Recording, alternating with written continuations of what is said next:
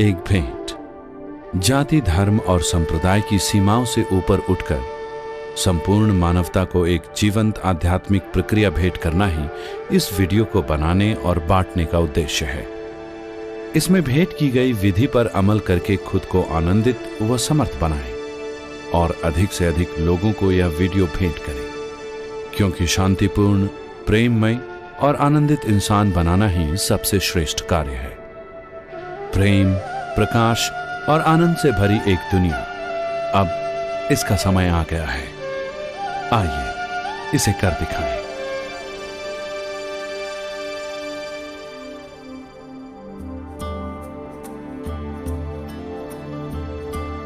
ईशा क्रिया इस धरती पर उपस्थित हर व्यक्ति को आध्यात्मिकता की कम से कम एक बूंद प्रदान करने के आंदोलन का एक हिस्सा है। एक बूंद को कोई छोटी चीज न माने। एक बूंद अपने आप में एक पूरा समुद्र है। यह खुद की परम क्षमता तक पहुंचने का एक शक्तिशाली उपकरण है। हमें आशा है कि ईशा क्रिया के अभ्यास से आप लाभान्वित होंगे व इसे अन्य कई लोगों के साथ बांटेंगे भी। ईशा क्रिया का अर्थ है, ईशा मतलब सृष्टि का मूल, यानी कि सृष्टि का जो स्रोत है उसे हम ईशा कहते हैं। मैं यूं हाथ दिखा रहा हूं इसलिए सृष्टि का स्रोत ऊपर होगा, ऐसा सोचकर उधर मत देखिए। ऊपर नीचे का आपको कोई अंदाजा नहीं है। क्या आप जानते हैं कि इस सृष्टि में ऊपर कहाँ है और नीचे कहाँ है? नहीं जानते। मगर बाहर क्या है और अंदर क्या है यह आप जानते हैं। यह शरीर अंदर से बनाया गया है या बाहर से? जरा ध्यान से देखें तो आप जान जाएंगे कि निश्चित रूप से यह अंदर से ही बनाया गया है।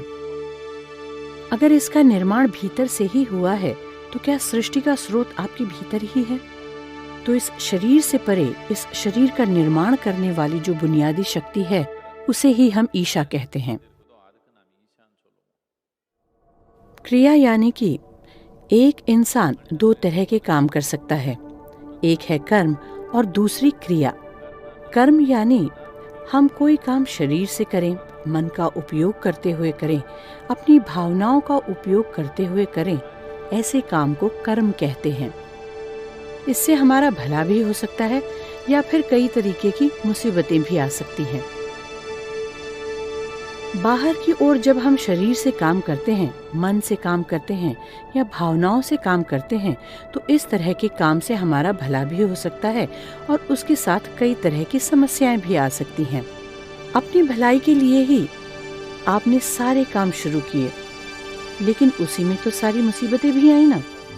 अपनी भलाई के लिए ही आपने अपनी फैक्ट्री खोली, अब उसी के कारण ब्लड प्रेशर हो रहा है ना। अपनी भलाई के लिए ही आपने शादी की और अब वहीं हर तरीके की चीजें हो रही हैं। यही कर्म है। क्रिया वह काम है जो अंदर की ओर किया जाता है। जिस काम में हमारे शरीर, हमारे मन और हमारी भावनाओं की भागीदारी नहीं रहती, ऐसे काम को हम क्रिया कहते हैं। इसे हम भीतर के आयाम में ही तो कर सकते हैं ना, बाहर की ओर करने की अभी संभावना नहीं है। हमारे अंदर सृष्टि का जो स्रोत विराजमान है वह ईशा है। उसकी ओर कार्यशील होना ही क्रिया है। ईशा क्रिया एक ऐसा ही छोटा सा अभ्यास है।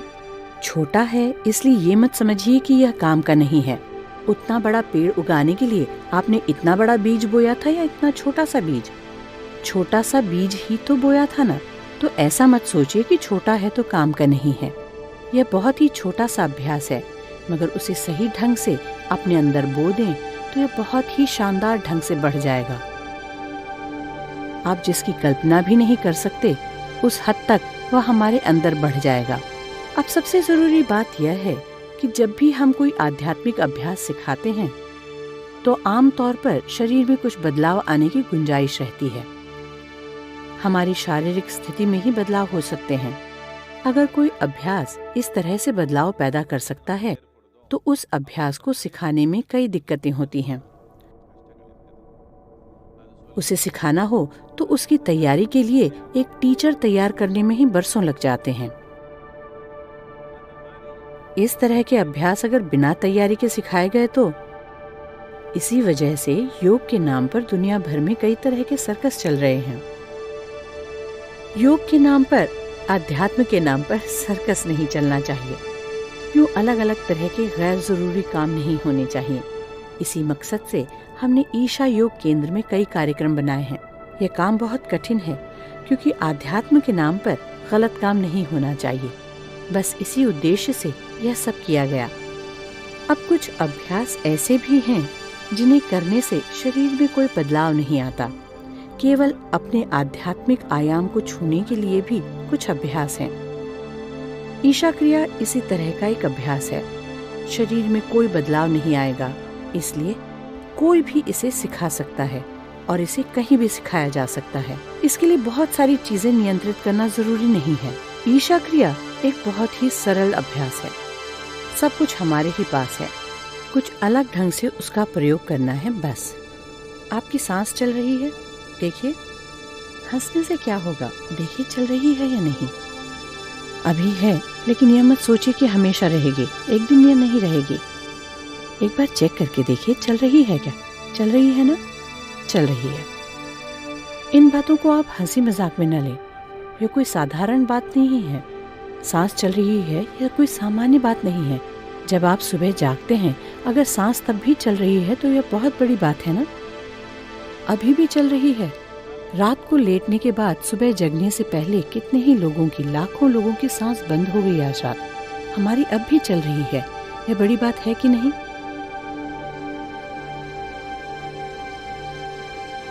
क्या ये छोटी बात है?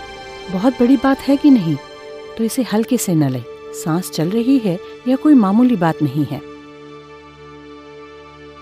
अब यह सांस अंदर आई, बाहर गई, अंदर आई, बाहर गई, अंदर आई, बाहर गई। अगर अगली सांस अंदर नहीं आई तो कहीं भी जाकर ढूंढिए, वो आदमी नहीं मिलेगा। आखिर कौन सी बड़ी बात हो गई? एक सांस अंदर नहीं गई, बस इतना ही। कितनी छोटी सी बात है, देखिए जरा। बस इतना ही। इतने में ही काम खत्म। सांस यूं ही चलती रहती है लगातार। मन में विचार चल रहे हैं क्या? विचार दौड़ रहे हैं क्या? दौड़ते ही रहते हैं। सांस भी दौड़ती रहती है, विचार भी दौड़ते रहते हैं। आप जागरूक हैं। आप ये नहीं बता सकते कि किस हद तक, लेकिन किसी हद तक आप जागरूक हैं। इसीलिए तो पता चलता है कि आपका अस्तित्व है। आपको कैसे पता चलता है कि मैं यहाँ हूँ? एक हद तक जागरूक रहने के कारण ही तो। जरा यूं बन गए तो कहाँ रहते हैं आप, पता ही नहीं चलेगा। यह भी पता न चलेगा कि आप हैं या नहीं। कहाँ की तो बात ही छोड़ दीजिए। आपको कैसे पता चलता है कि मैं यहाँ हूँ, मैं यहाँ बैठा हूँ? जागरूकता की वजह से। सांस अपने आप चल रही है, विचार खुद ब खुद चल रहे हैं, जागरूकता भी अपने आप बनी हुई है। हमें कुछ भी करने की जरूरत नहीं, हमें बस इन तीनों को एक साथ लाना है। सांस अभी आपके अनुभव में नहीं है। क्या आपको सांस के अंदर और बाहर होने का एहसास होता है? क्या आपको पता चलता है सांस चल रही है? इसका आपको एहसास नहीं है। आप केवल इतना जानते हैं कि हवा के नाक से होकर जाने के कारण वहाँ संवेदना या सेंसेशन होते हैं। आप केवल उन संवेदनाओं को ही जानते हैं। अब आपके बगल में बैठा व्यक्ति अगर आपको छुए तो आप उनके हाथ को नहीं जान पाते। आपको केवल अपने हाथ में होने वाली संवेदनाएं ही पता चलती हैं, है कि नहीं? इसी तरह हवा जा रही है, सांस हमारे अनुभव में नहीं है। उसके कारण जो संवेदनाएं होती हैं, हमें केवल उसी का पता चलता है। क्या आप जानते हैं मैं कहाँ हूँ? मैं कहाँ बैठा हूँ? जरा अपने हाथ से इशारा करके बताइए। अभी मैं कहाँ बैठा हूँ बताइए। यहीं पर तो, लेकिन ऐसा नहीं है। यह प्रकाश मेरे शरीर पर पड़ रहा है, यहाँ से रिफ्लेक्ट होकर आपकी आंखों के अंदर जा रहा है, फिर लेंस से गुजरकर रेटिना के ऊपर उल्टा चित्र बन जाता है। यह सारी कहानी आपको पता है ना कि कैसे चल रहा है? अब मैं कहाँ हूँ? आपके अंदर ही हूँ। मेरी बातें कहाँ सुनाई दे रही हैं? आपके अंदर ही सुनाई दे रही हैं। सारी दुनिया आपने कहाँ देखी? अपने अंदर ही देखी। तो फिर आपने बाहर क्या देखा? आप बाहर देख नहीं सकते, आप बाहर सुन नहीं सकते, बाहर आप सूंघ नहीं सकते, छू नहीं सकते, कुछ भी नहीं। आपके साथ जो भी अनुभव हुए सब आपके अंदर ही हुए। बाहर का अनुभव नाम की कोई चीज हमारे लिए है ही नहीं, लेकिन हमारा सारा ध्यान बाहर की ओर है। अब इस ईशा क्रिया में पहली चीज है आपकी सांस। इस सांस को हम योग में कूर्म नाड़ी कहते हैं। कूर्म नाड़ी से मतलब है यह एक रस्सी जैसी है। आपको और आपके शरीर को बांधकर रखने वाली रस्सी है कूर्म नाड़ी। आपकी सांस को अगर मैं यूं निकाल लूं तो आप और शरीर अलग अलग गिर पड़ेंगे या नहीं? अलग अलग गिर पड़ेंगे या नहीं? यही पहला भ्रम है। यहाँ दो जने हैं, लेकिन ऐसा व्यवहार कर रहे हैं मानो एक ही व्यक्ति हो। अगर मैं आपकी सांस खींचकर निकाल दूं, तो यह शरीर यहाँ गिरेगा, आप कहीं और। अलग अलग बंट जाएंगे। दो हैं, लेकिन एक होने का ड्रामा चल रहा था। इस कूर्म नाड़ी को या इस सांस को खींचकर निकालने पर दोनों जने अलग अलग हो जाएंगे ना? फंस जाएंगे ना? फंसेंगे या बच निकलेंगे? पता नहीं, लेकिन दो बन जाएंगे। एक होने का दिखावा करने वाले दो बन जाएंगे। शादी की तरह है यह। दो लोग एक होने का दिखावा करते हैं, जरा खींचने पर दो हो जाएंगे। अब इस कूर्म नाड़ी यानी इस सांस के साथ हमें जरा सफर करना होगा। अब जब पता ही नहीं है कि वह कहाँ रहती है, तो उसके साथ कैसे जाएंगे? इसके लिए उसके साथ जाने के लिए हमें करना यह है कि हमारे विचार चलते ही रहते हैं। अब हमें करना यह है कि सांस और विचार को आपस में जोड़ दें। दोनों को जोड़ने पर विचार जहाँ जाता है वहाँ तक हम सांस के साथ जा सकते हैं और आ सकते हैं। लेकिन सांस के साथ विचार को जोड़ने के लिए, इन दोनों को साथ रखने के लिए उसमें जागरूकता का समावेश करना जरूरी है। अगर इन तीनों को एक साथ जोड़ दिया जाए तो इसे संभालना बहुत आसान हो जाएगा।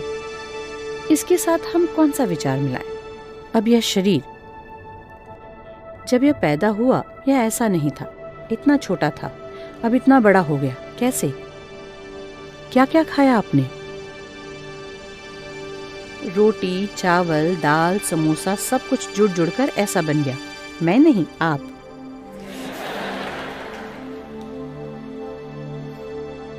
सब कुछ जोड़कर यह खाए हुए खाने का एक ढेर ही है ना?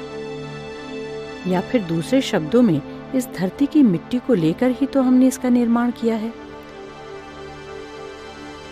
इसे हमने इकट्ठा किया है। जिसे हम इकट्ठा करते हैं वह हमारा हो सकता है, लेकिन हम उसे मैं नहीं कह सकते। ऐसे ही बात करते करते यह घंटी यह हमेशा मेरे पास ही रहती है। अगर मैं एकाएक सत्संग के बीच में आपसे कहूँ कि यह घंटी मेरी है, तो आप सोचेंगे, अरे लगता है सद्गुरु को कुछ हो गया है। लेकिन सभी कहते हैं कि वे ज्ञानी हैं, कुछ देर और बैठकर सुनते हैं। थोड़ी देर बाद यदि मैं कहूँ यह घंटी ही मैं हूँ, तो आप सोचेंगे इस घंटी के बजने से पहले चला जाना बेहतर होगा, और आप पीछे से खिसक जाएंगे। लेकिन रोज आप यही काम करते हैं। आपकी थाली में खाना आता है, आप कहते हैं यह मेरा भोजन है, फिर आप उसे खा लेते हैं और खाने के बाद आप कहते हैं यह मैं हूं। ये पागलपन है ना? पागलपन ही है ना? इतने सारे लोगों के लिए हम पागल खाना नहीं बना सकते, इसलिए यूं ही बाहर छोड़ दिया। बाहर जो भोजन था उसे लेकर खाने के बाद मैं यही हूं कहें तो यह पागलपन है कि नहीं? दुनिया में सभी लोग इसी तरह रहते हैं, इसीलिए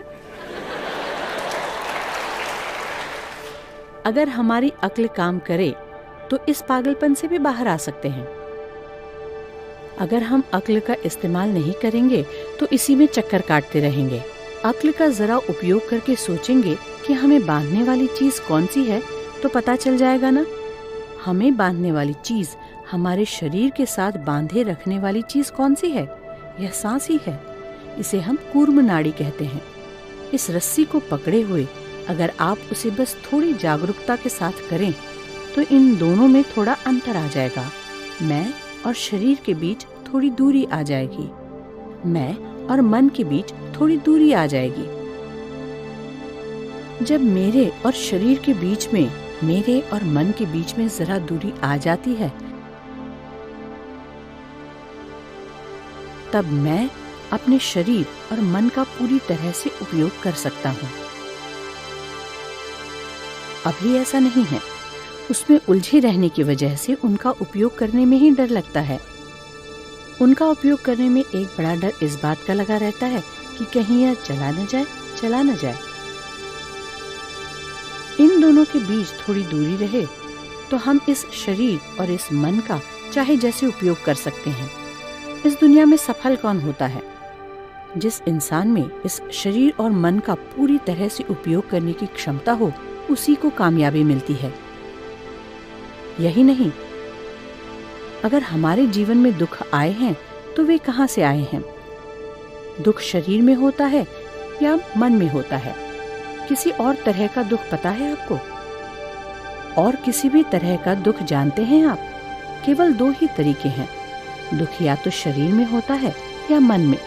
दुख या शरीर के जरिए आ सकता है या मन के जरिए आ सकता है। अब अगर इस शरीर और हमारे बीच अगर एक दूरी आ जाए, अगर इस मन और हमारे बीच एक दूरी आ जाए, तो दुख नाम की कोई चीज नहीं होगी हमारे जीवन में। जब हमारे अंदर दुखी होने का डर नहीं होता, केवल तभी हम पूरी तरह से अपना जीवन जी सकते हैं। जब तक हमारे अंदर दुखी होने का डर है, तब तक हम अपने जीवन में एक भी कदम पूर्णता के साथ आगे नहीं बढ़ा सकते। हम केवल आधे अधूरे कदम ही उठा रहे हैं।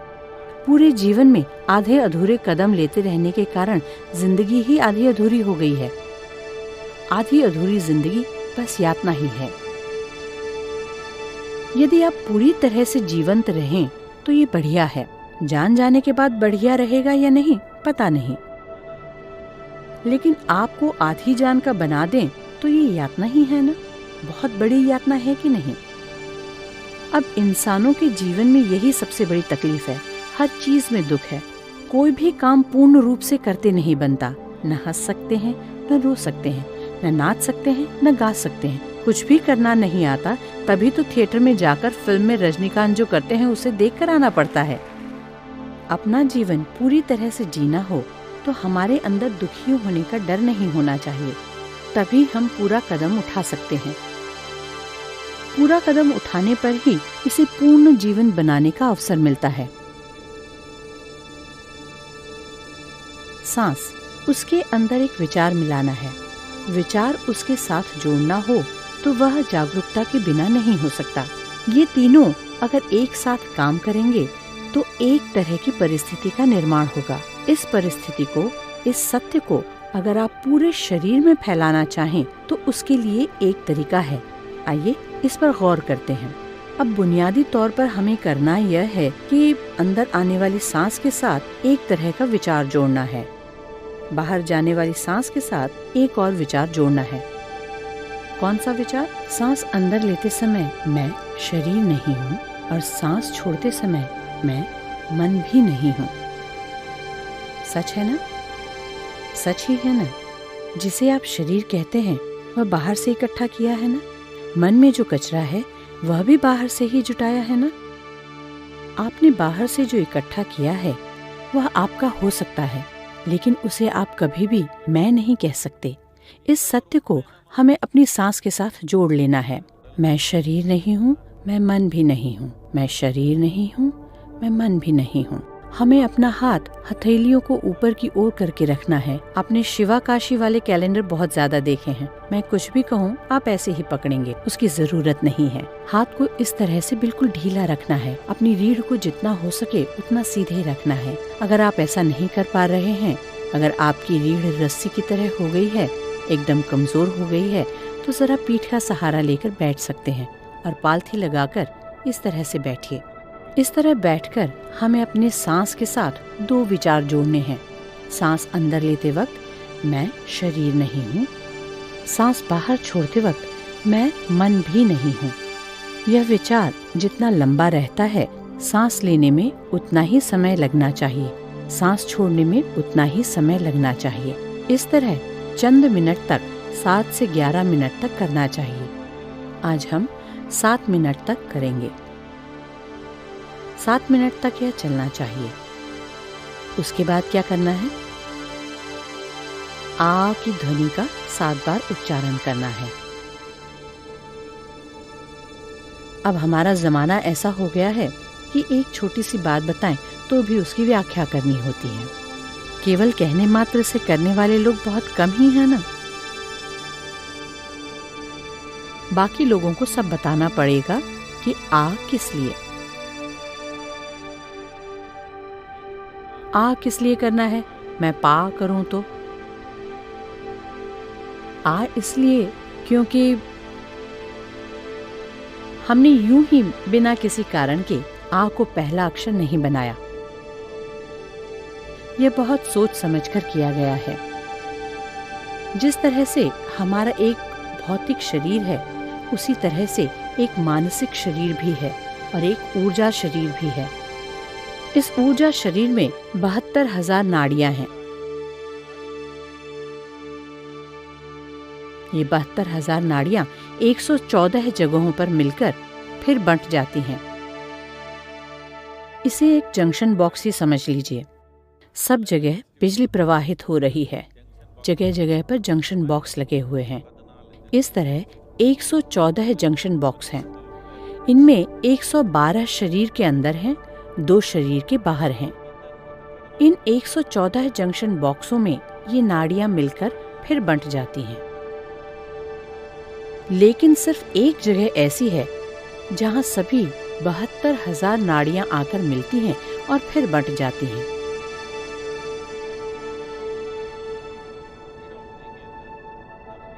और वह स्थान है हमारी नाभि के जरा सा नीचे, लगभग 1.25 इंच नीचे। इसे हम योग में मणिपूरक कहते हैं।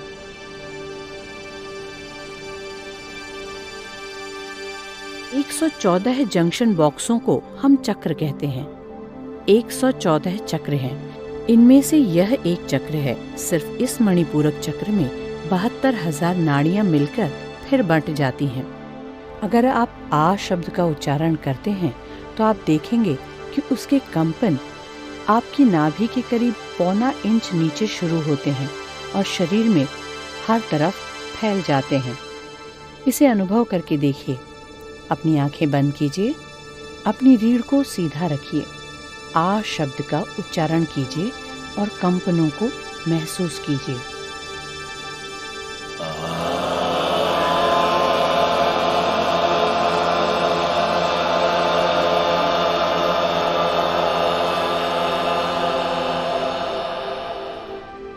अपनी आंखें खोलिए। आप देखेंगे कि कंपन आपकी नाभि के 1.25 इंच नीचे से शुरू होकर पूरे शरीर में फैल रहे हैं। यह एकमात्र ऐसी ध्वनि है जो कंपनों को पूरे शरीर में फैलाती है। हम कोई चीज बनाते हैं और उसे पूरे शरीर में पहुंचाने की इच्छा करें तो हमें उसे इसी स्थान पर ले जाना होगा। जब आप माँ के गर्भ में थे, उस समय आपको उनकी सारी शक्ति जो मिली उसे मुंह में डाला गया था क्या? कहाँ डाला गया था? नाभि में, है ना? वहां पर ऐसी एक शक्ति मौजूद है। वहां मणिपूरक चक्र होने के कारण वहां जो भी चीज आती है उसे पूरे शरीर में पहुंचाया जा सकता है। अब हमारे अंदर जो भ्रम है, यानी 2 जने हैं लेकिन वे एक व्यक्ति की तरह नाटक कर रहे हैं, इस भ्रम से बाहर निकलना है तो सांस के अंदर इस विचार को, इस जागरूकता को मिला देने पर थोड़े ही दिनों में इसके और उसके बीच थोड़ी दूरी आ जाएगी। हाय, शरीर चला जाएगा क्या? शरीर कहीं नहीं जाने वाला। आप शरीर का अच्छी तरह उपयोग कर सकते हैं। किसी भी चिंता के बिना शरीर का उपयोग किया जा सकता है। किसी भी चिंता के बिना मन का भी पूरी तरह से उपयोग किया जा सकता है।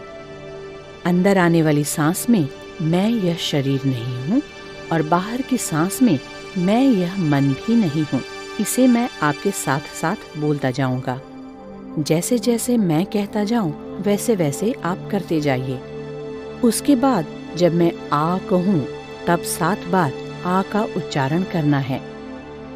इस क्रिया का अभ्यास करते समय आप अपने चेहरे को जरा सा ऊपर करके बैठें, आंखें बंद रहें और आपकी हथेलियां ऊपर की ओर हों। अगर आप चेहरा जरा सा ऊपर उठाकर बैठेंगे तो आपका ध्यान अपने आप भौहों के बीच में केंद्रित हो जाएगा।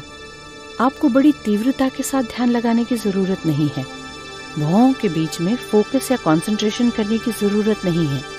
अपनी आंखें बंद करके चेहरा ऊपर उठाकर बैठें तो ध्यान अपने आप वहां लग जाएगा। इस हद तक हल्का ध्यान लगाकर हमें यह अभ्यास करना है। जब मैं आ कहूँ तो उसके पीछे आपको भी 7 बार आ कहना है और उसके बाद बस थोड़ी देर आंखें बंद करके बैठना है। आंखें खोलने का निर्देश मिलने तक आंखें बंद किए हुए ऐसे ही बैठना है।